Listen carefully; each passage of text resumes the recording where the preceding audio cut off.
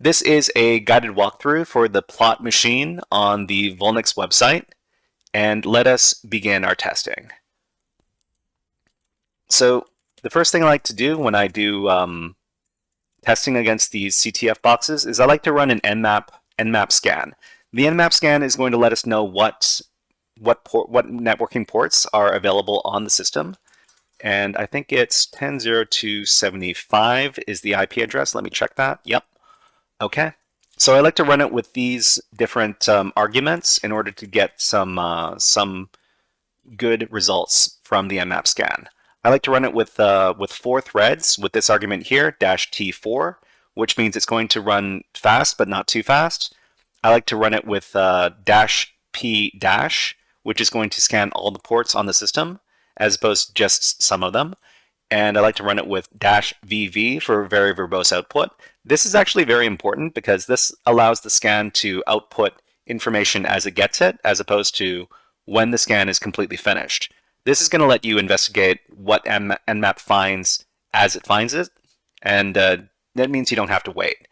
And the last 2 arguments here are -sc to run common scripts against whatever services we find, and -s_V, which is going to show versioning information for whatever services that we find. So without further ado, let's launch that scan. Okay, so we've found 2 different services so far on this on the server, and it came back really quick. Okay, so what are the 2 services that we found? So we found port 22 over here. This is running OpenSSH. This is the software that's being used, and the SSH service is the service that lets us remotely log in to different servers securely. And the software version it's reporting is 8.4, which is relatively up to date. And the next service that we find over here is on port 80. So this is running the HTTP service, and it's using Apache software. So the Apache software is going to run the HTTP service, which is associated with normal web pages. Normal web pages meaning without security. So HTTP versus HTTPS. Okay, so one thing that I like to do when I find web servers is I like to run the Nikto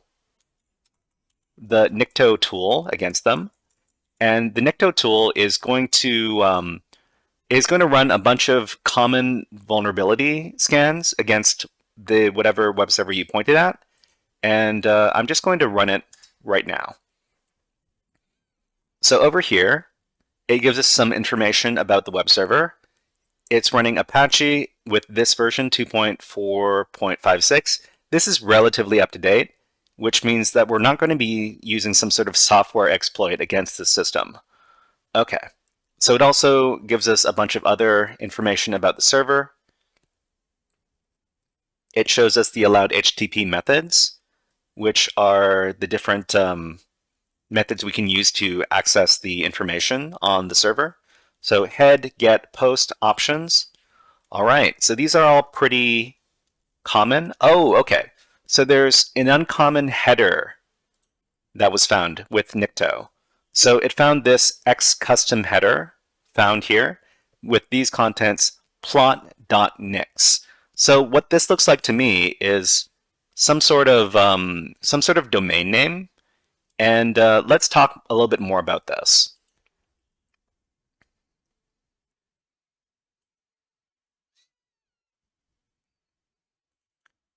Okay, not this one, but this one. Okay, so we're talking about resolving domain names.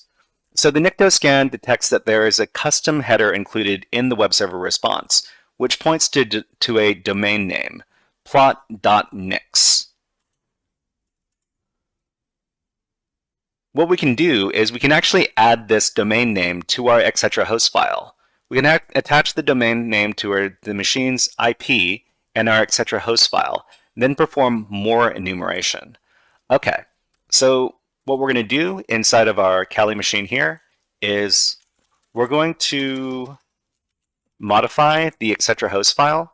So normally you need to do this as sudo because the etc host file is a protected file. So we're going to run this.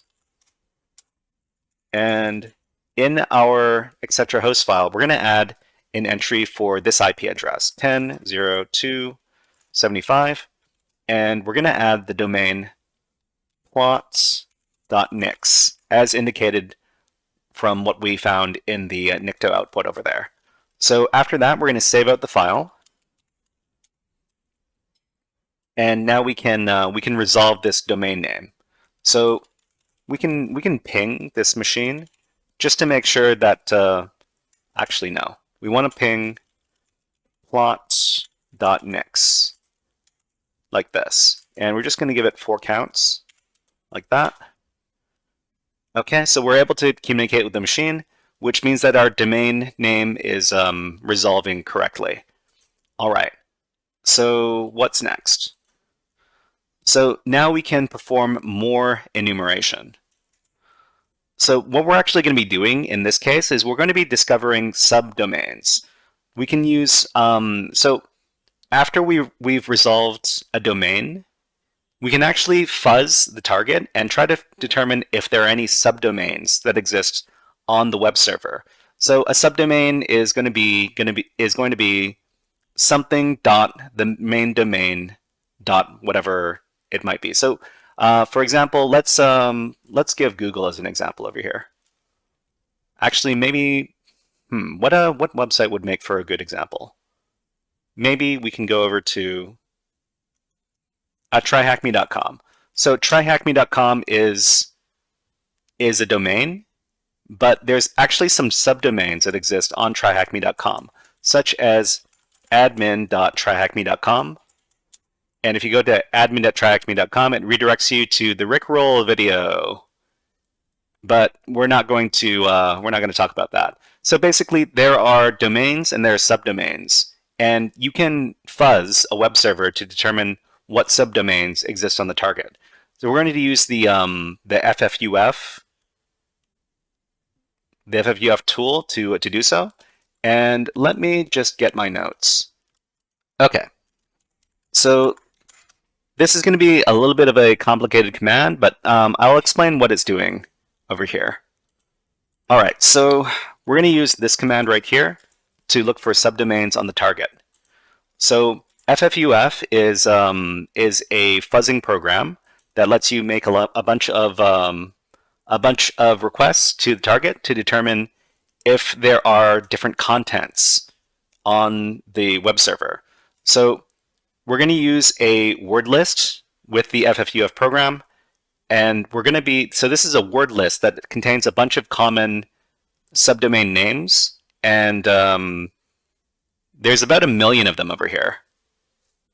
And what we're going to be doing is we're going to specify a host that we're going to be looking at, and in the host header file, we're going to specify that this is the fuzzing point with this over here, fuzz. So fuzz, we're going to fuzz the plot.nyx host header, and we're going to fuzz this URL right here, which is plot.nyx.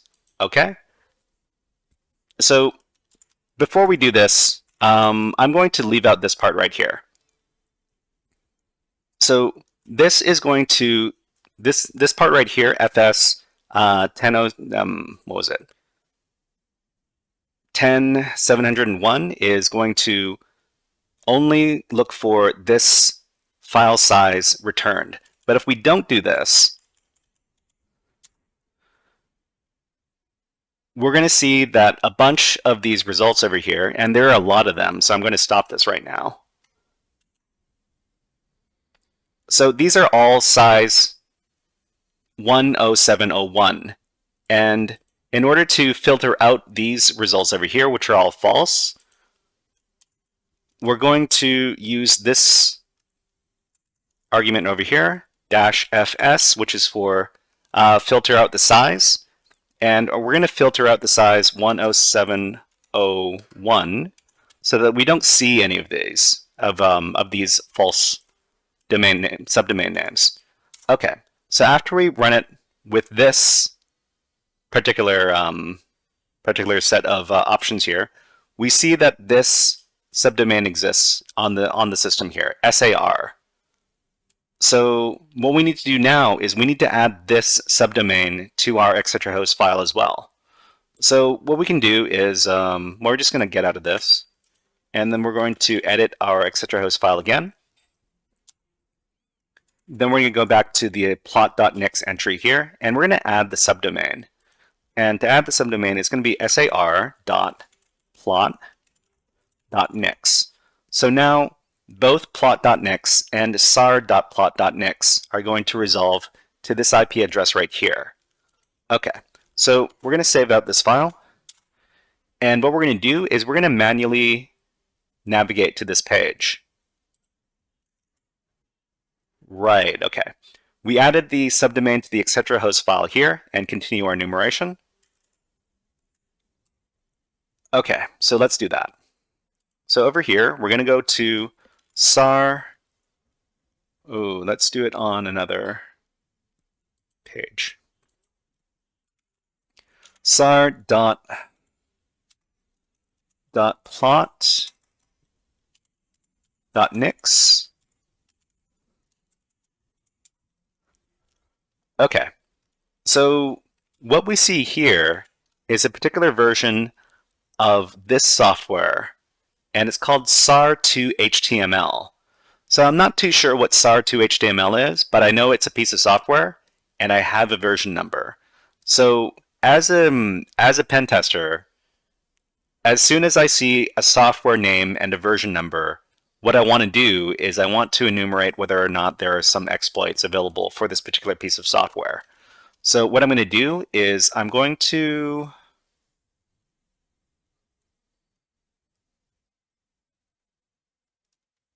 search with Searchsploit. So on Kali Linux, there's a tool called Searchsploit, and Searchsploit is connected to the exploit database. And the exploit database is a repository of different exploits for specific versions of software. So, for example, we can search for this software here, Sar2html, with this version number and see if there are any exploits available for it. So in this case, there is. So Sar2html version 3.2.1, it has this remote code execution exploit here called plot. So funnily enough, the name of this box is also called plot, sar.plot.nyx, so that kind of lines up. All right, so from here, what we can do is we can use the searchsploit command again, and we can copy the exploit to our current directory. So we would do searchsploit-m and then the number of the exploit. In this case, it's 49344. So 49344. After we give this command, it's going to download the exploit to our current directory. It looks like this is a Python file. Okay, so what we're going to do is we're going to take a look at the Python file. So it's going to be Python 49344. We're going to hit enter. And it's going to ask us to enter the URL. All right. So we need to provide the URL to the vulnerable software. In this case, it's going to be http sar.plot.nyx. Okay, and then we hit enter.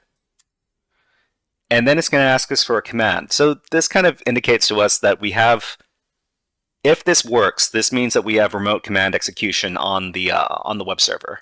So I'm just going to ask, who am I?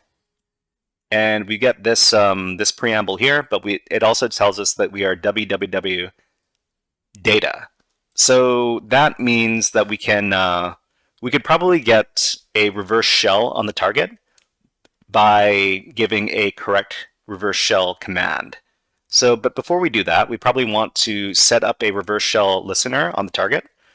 And I'm going to make sure I'm in a bash shell because I want to upgrade my shell fully. And we can't do that from the ZSH shell that Kali Linux uses by default. So we're just going to enter a bash shell, and then we're going to use netcat, nlvp, okay, and set it to port 443. So I'd like to use 443 because it's usually not blocked in the case where other networking ports might be blocked. So that's why I like to use 443 for my netcat listeners. Okay, so I'm going to listen on port 443 for a reverse shell, and then we're going to go back, and we're going to give the following Python reverse shell command. So if we want, we know that if we want to find out which version of Python exists on the target, we would use these kind of commands, which Python. So because it comes back blank, maybe Python isn't in, this version of Python is not installed. But maybe Python 3 is installed in the target, which we can do with this command here. So it says user bin Python 3, which means we know that Python 3 exists on the target. So we're going to use Python 3 to get our reverse shell. And the reverse shell command we're going to use is this one over here. Just going to paste this in. Okay, so an important thing we need to set when we use this reverse shell here is we need to make sure that the IP address is correct for our attacking system. So this is going to be a reverse shell that connects to our attacking system. We need to specify that we need to make sure that the IP address is correct, and I can make sure that the IP address is correct by using the ifconfig command. Actually, we can use APA to get that information as well. So right now we're operating on the ETH0 interface, and on this interface, our attacker machine is using this IP address right here. So we need to make sure that this is correct before we send this command. So this is correct, and we need to make sure that there's a netcat listener, that there's a listener available to catch the reverse shell on this networking port here. So I've set it to 443. I have one listening on 443. It all matches. Okay, so after that, hit enter. And we see that the command hangs over here. This is a good indication that that the process is in the middle of execution. And if we go over to our reverse shell listener, we see that we've received a connection from the victim machine, and we now have access to the server, which means I have to put on my scary hacker voice. Hey everybody, this is the Scary Hacker Voice guy. The Scary Hacker Voice guy comes out every time we break into a server and we're doing some malicious hacking stuff. We have to give a smug laugh and then say, "We're in." Okay, so what we need to do on this target is, well, first of all, what we want to do is we want to upgrade our shell fully. So right now we're using a netcat shell, and netcat shells are notoriously, they don't have very much functionality to them. We can't do command history, we can't do tab autocomplete, we can't do text editors. So what we're going to do is we're going to use Python to upgrade our shell partially. So we know that Python 3 is on the target, so we're going to use this Python command to upgrade our shell partially. Import pty pty.spawn bin bash, and then so we've got a little bit more of a terminal because we have a prompt now. Okay, so from here to further upgrade our shell, we're going to background the shell with Control Z, and then we're going to use STTY-A to get our terminal properties from Kali Linux. So we've got rows 26, columns 105. We're going to need to use these settings right here to upgrade our shell. So from here, we're going to do STTY raw -echo, and then we're going to foreground our shell to go back to our netcat shell. So FG, we're not going to see anything appear when we type this, but we need to type it and hit enter. Okay. From here, we're going to export shell equals bash, export term equals xterm dash 256 color, and then stty rows 26 columns 105, and then our shell is fully upgraded now. So we can do tab autocomplete, we can do command history, and we can do text editors. All right.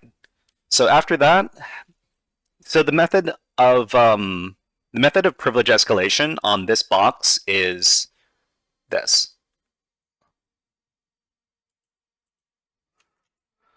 Privileged escalation, privileged cronjob abuse. So there's actually a cronjob. There's a task that is happening at regular intervals on the system, but we can't see this unless we use a specific tool. And the specific tool in this case is called pspy. So this is a tool that lets us see which commands are being run on the system on a regular interval. So first of all, the pspy tool, we can download it. And we're going to download it from pspy. So this GitHub repository over here.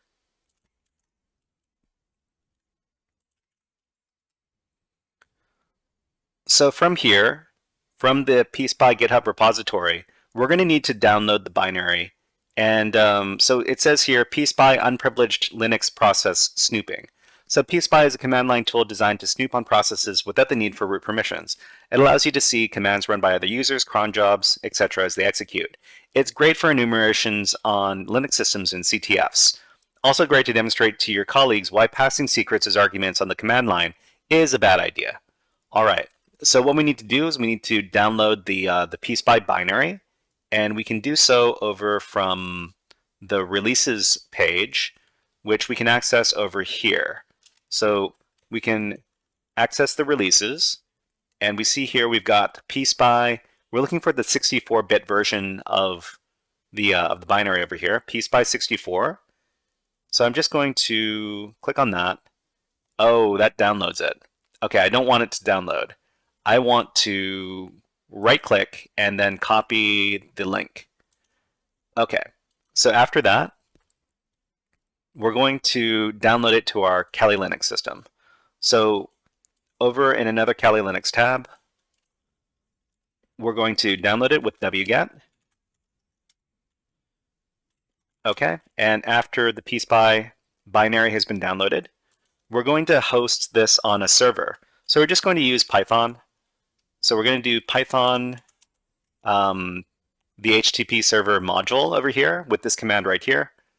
And this is going to let us host, we're going to stand up a web server with the temp directory as the web root so that we can download this.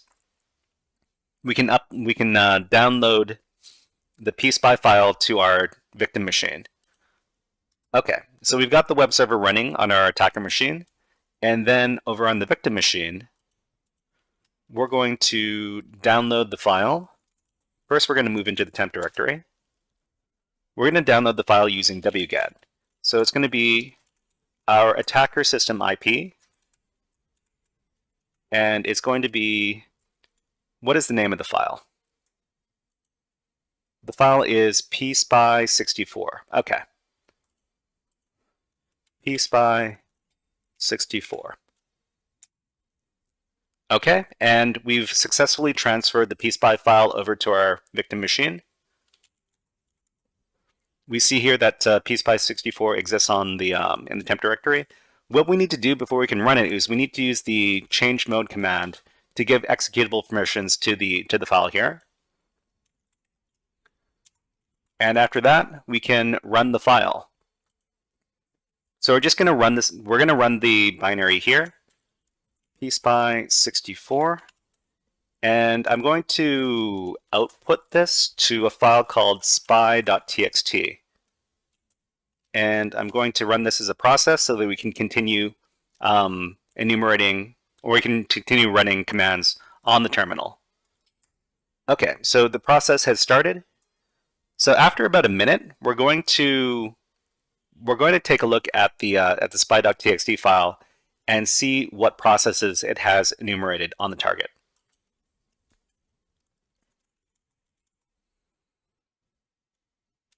Okay, so we can read the file here. And so what is going on? So what is going on is that the pspy binary over here, it's recording all of the commands that are running on the target at regular intervals. So first it records all the commands that are already running, and then it's going to record all the commands that run afterwards. So we see this one over here, bin sh command var www.html and tar.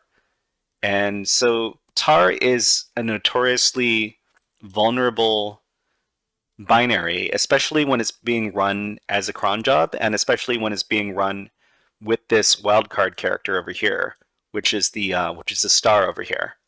So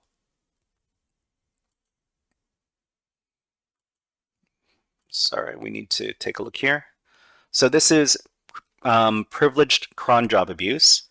So we found out that this tar command is being run with the wildcard character here. So there's a special interaction with the tar binary when it is used with the star wildcard character, which allows for arbitrary command execution. So if we can create files with the indicated file names over here in the directory where the tar command is executed, we can execute the commands in the indicated script. So over here, we're going to create these two files here, checkpoint action, execute, sh, reverse shell.sh. So what tar lets you do is that it lets you run certain actions on whatever files are going to go into the tar archive. So in this case, we're going to use this to run a malicious script. And because the tar command is being run from UID 0, which is root, it basically lets us run any command as root by taking advantage of the tar cron job here.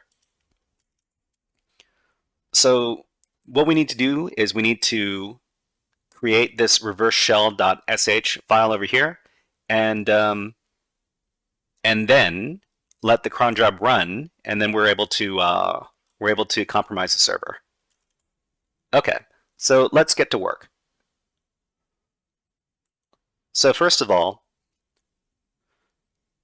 so what we need to do is we need to create the malicious files inside this directory right here, var www.html, because this is where the command is being run.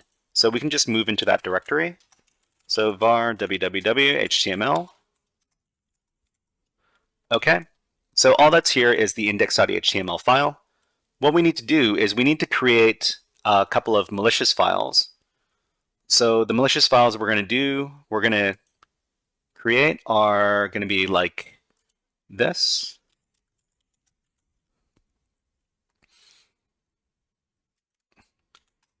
So we're going to create a file that is called this, checkpoint action execute sh reverse shell.sh. So this is going to be, because the wildcard character is used in the tar command, it's going to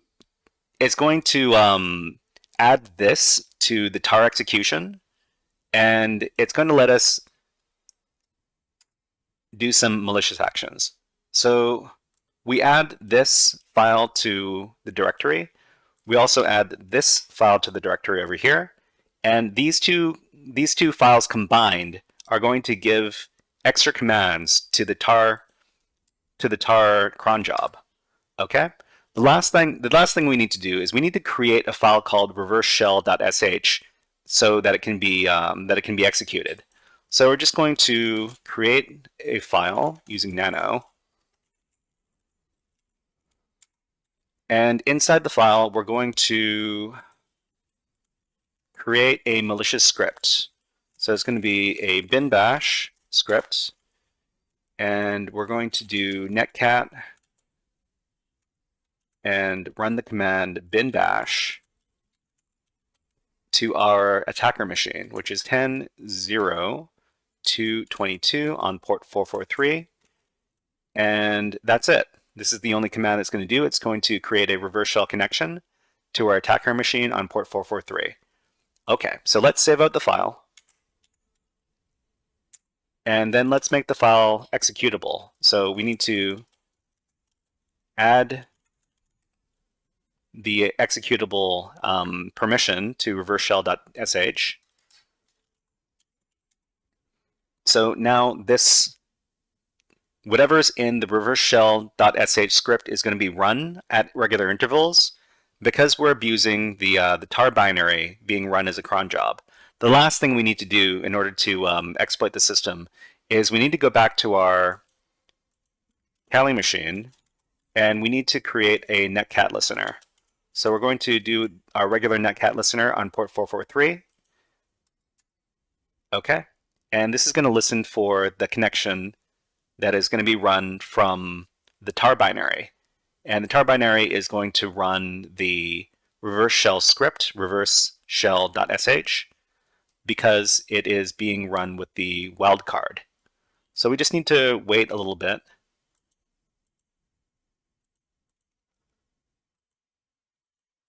If we take a look at the contents of reverseshell.sh, it is a netcat command that is going to open up a shell upon connection to our attacker machine over here. So we just need to wait about a minute. Okay, so we received the connection. When we ask who am I, it says we are root, so what are you? I'm system root. okay, so we managed to receive a root shell by abusing the tar cron job. All right, so we're very close to finishing this exercise. All we need to do now is move into the root user directory and then cat out the flag. So we just need to cd into the root directory, and we see that the root.txt file is here. So if we read this flag, we've essentially finished the exercise because we've compromised the web server and become the root user. But we're not going to read the root.txt flag because the organizers at the VulNyx website have requested that people doing walkthroughs and write-ups on their systems don't read any actual flag contents. So we're going to read the root.txt flag, but redirect the output into a file called iReadRoot.txt. And then we're going to, so iReadRoot.txt exists in the file now, and we're going to md5 sum root.txt and iReadRoot.txt to determine if they're the same file.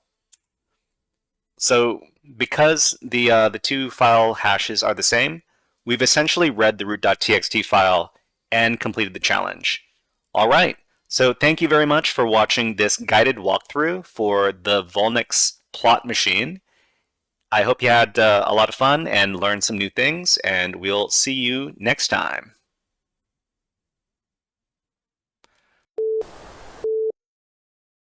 Hey there, HackerFrogs!